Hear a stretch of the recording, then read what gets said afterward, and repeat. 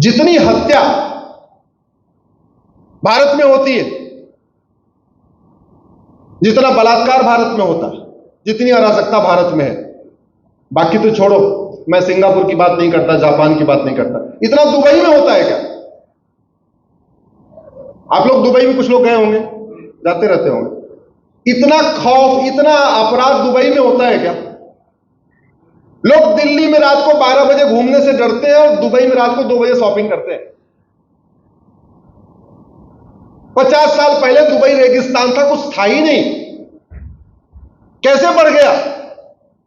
कठोर कानून बनाया, कानून का खौफ पैदा कर दिया, लोगों के अंदर से डर निकाल दिया। कोई भी आओ, धंधा व्यापार करो, कोई भी आओ रहो, जो तुम्हारे साथ गड़बड़ी करेगा उससे हम निपट लेंगे। ये होता है शासन, ये होता है कानून, ये होता है सरकार।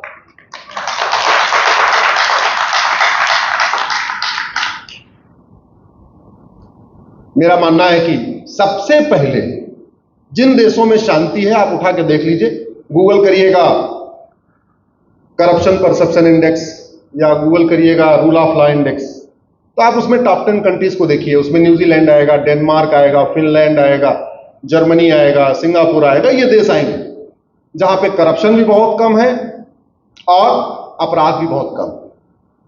उसका एक ही कारण है, उनकी शिक्षा व्यवस्था हमारी वैदिक कालीन शिक्षा व्यवस्था जैसी है। जो हमारी वैदिक शिक्षा व्यवस्था थी उसको उन्होंने अपना लिया है, हमने उसको छोड़ दिया है। किस नाम पे छोड़ दिया? सेकुलरिज्म के नाम।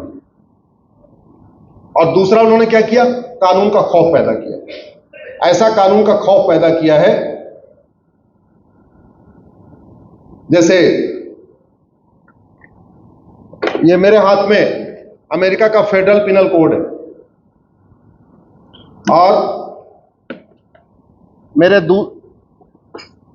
दूसरे हाथ में ये अभी नया जो कानून बना है भारत में, भारतीय न्याय संहिता। अंतर क्या है समझिए। पहली बात तो आप में पतला दिख रहा होगा और ये मोटा दिख रहा होगा। आप बताइए क्राइम कहां ज्यादा है, भारत में कि अमेरिका में? तो किताब किसकी मोटी होनी चाहिए? जोर से बोलिए जरा। भारत। अरे अमेरिका की जनसंख्या 33 करोड़ है, भारत की जनसंख्या 150 करोड़ है, तो किताब किसकी मोटी होनी चाहिए? भारत। अमेरिका में क्राइम कम है, भारत में ज्यादा है, तो कानून किसका कठोर होना चाहिए? भारत का। हमारे इसमें मर्डर की एक धारा है, मतलब हमारे पूर्वांचल में कहावत है, सब धान 22 पसेरी। सुना सुनी सुना? राजस्थान में कहावत नहीं है, यूपी में है। मतलब कैसा भी मर्डर कर दो, रोड रेज में मर्डर कर दो, गला दबा के मार दो, एक घूसा मार दो, 2 गोली मार दो, गला रेत रेत के मारो, 35 टुकड़े करके मारो, 50 टुकड़े करके मारो, जैसे भी मारो, धारा एक क्या है? मर्डर। अमेरिका में मर्डर की 10 धाराएं। किलिंग अलग है, मर्डर अलग है, बुचरिंग अलग है, मैनस्लॉटर अलग है, हेट क्राइम अलग है, जेनोसाइड अलग है। तो पहले जो मर्डर हुआ वो किस कैटेगरी का मर्डर हुआ वो पहले डिफाइन है। यानी जज चाह के भी किसी को कम सजा नहीं दे सकता, क्योंकि ऑलरेडी अलग अलग धारा है। यहां तो एक ही धारा है, इसलिए जज की मर्जी। सामने वाला बढ़िया वकील आ गया, कोई पूर्व कानून मंत्री आ गया, कोई भूतपूर्व गृह मंत्री आ गया, भूतपूर्व वित्त मंत्री आ गया, ऐसे बहुत सारे सुप्रीम कोर्ट में वकालत को करते, वैसे आ गया तो सजा थोड़ी कम कर दिया, कोई ढीला ढाला आया तो बढ़ा दिया। अमेरिका में आप जज चाह के भी कुछ नहीं कर सकते, क्योंकि सबकी अलग अलग धारा। भारत में कन्हैयालाल का मर्डर हुआ है, उसके हत्यारे को ज्यादा से ज्यादा 50,000 रुपए की पेनल्टी होगी मैक्सिमम, और आजीवन कारावास होगा। आजीवन कारावास का मतलब 14 साल। उस कन्हैयालाल की हत्या अगर अमेरिका में हुई होती तो वो केस फिट बैठता जेनोसाइड में, क्योंकि हेट क्राइम हुआ था ना, मजहब के आधार पर मारा था ना, जेनोसाइड किया था। उसमें $10 लाख तो जुर्माना है, भारत के हिसाब से 8 करोड़ रुपए।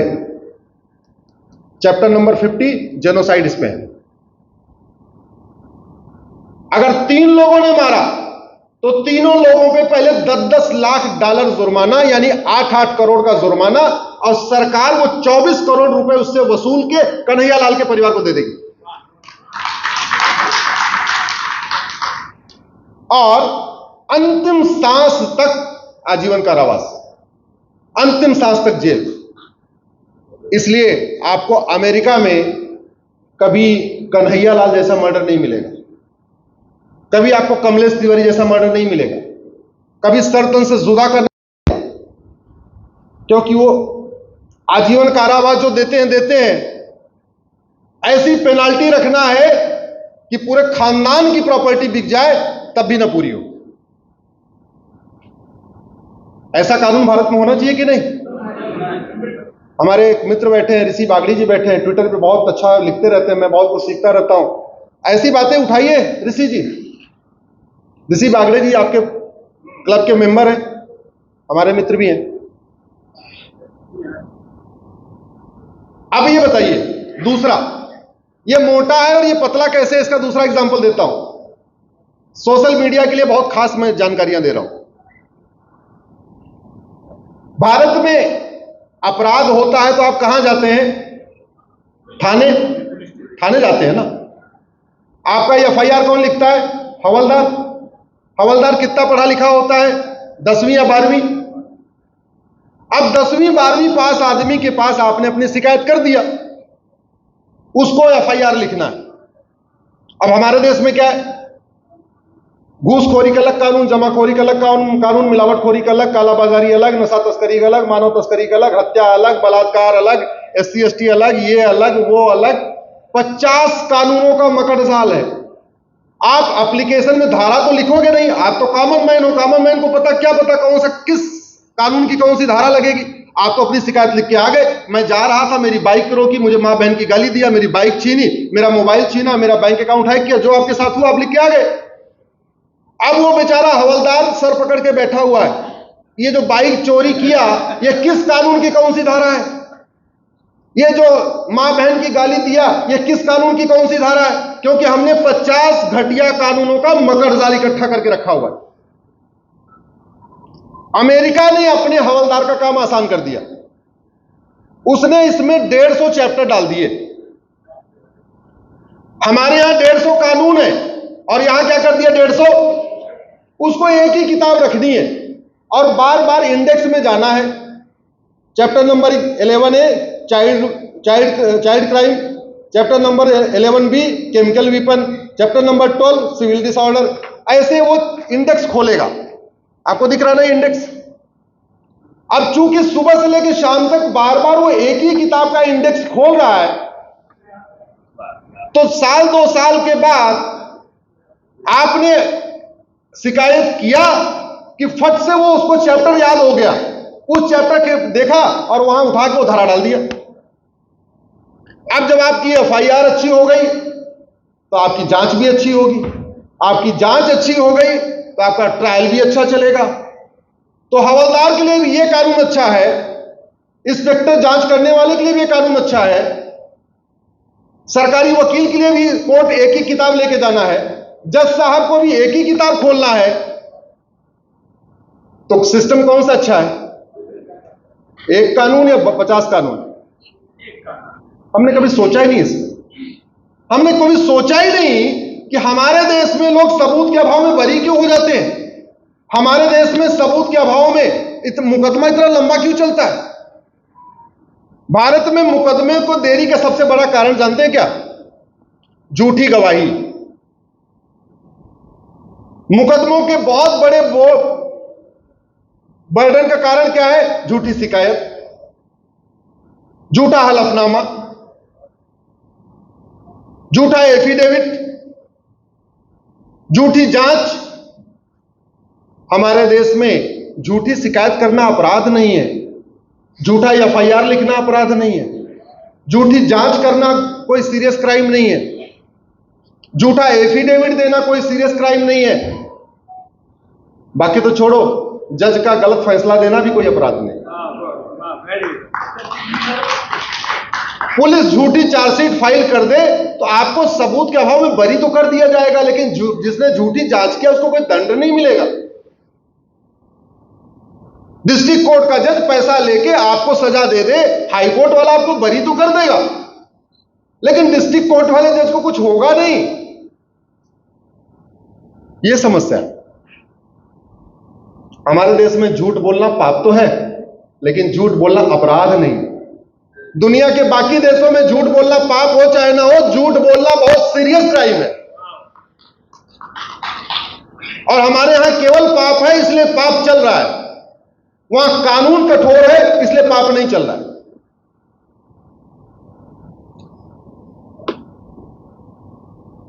एक मतलब कैसा कैसा कानून बनाते हैं। सुधीर जी और नरेंद्र जी के बीच में मुकदमा चल रहा है।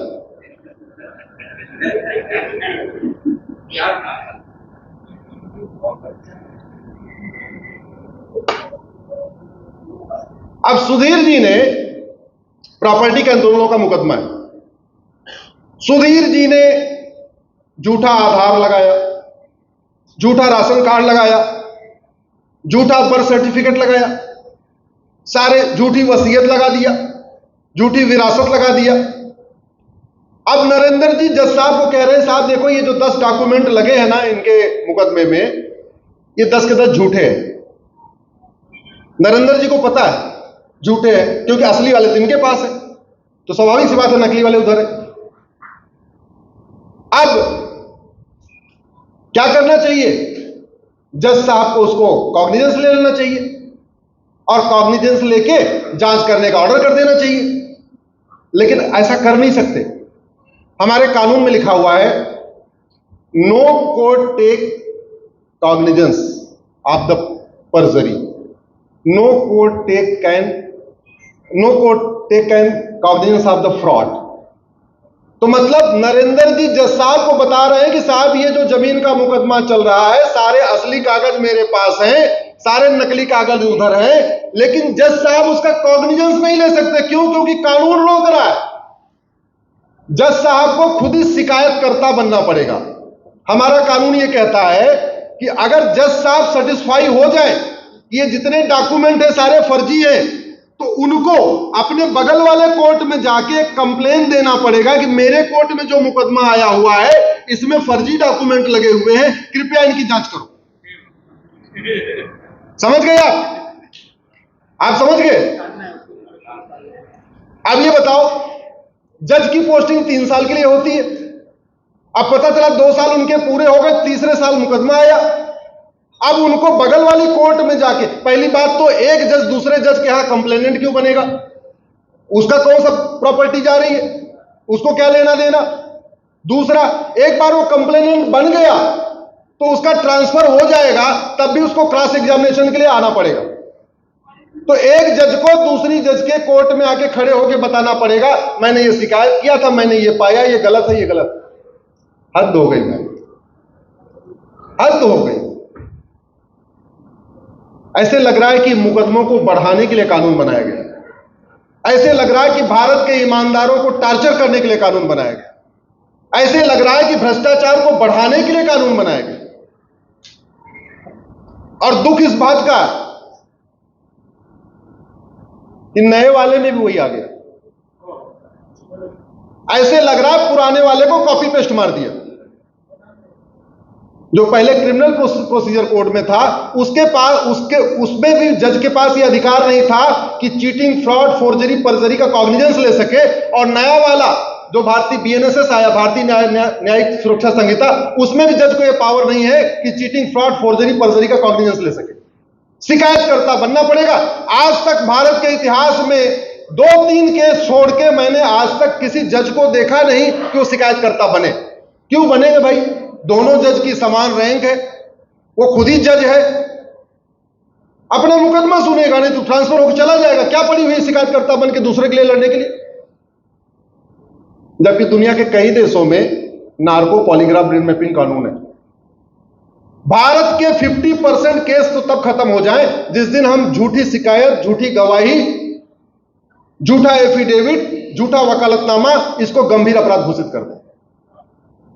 भारत के 50% केस उस दिन खत्म हो जाएंगे जिस दिन हम झूठा आधार, झूठा राशन कार्ड, झूठा ड्राइविंग लाइसेंस, झूठा वोटर आईडी, झूठा बर्थ सर्टिफिकेट, झूठा फिजिकल सर्टिफिकेट को हम सीरियस क्राइम घोषित कर दें। अभी ऋषि जी एक ट्विटर हैंडल है खुरपेच, अभी वो आईएएस को एक्सपोज कर रहा है। बहुत सारे लोग आईएएस बन गए, अच्छे खासे तंदुरुस्त, फिजिकल डिसेबिलिटी का सर्टिफिकेट बनवा के आईएएस बन गए। और एक नहीं, कई सारे। क्यों? क्योंकि झूठा डॉक्यूमेंट बनवाना सीरियस क्राइम नहीं है।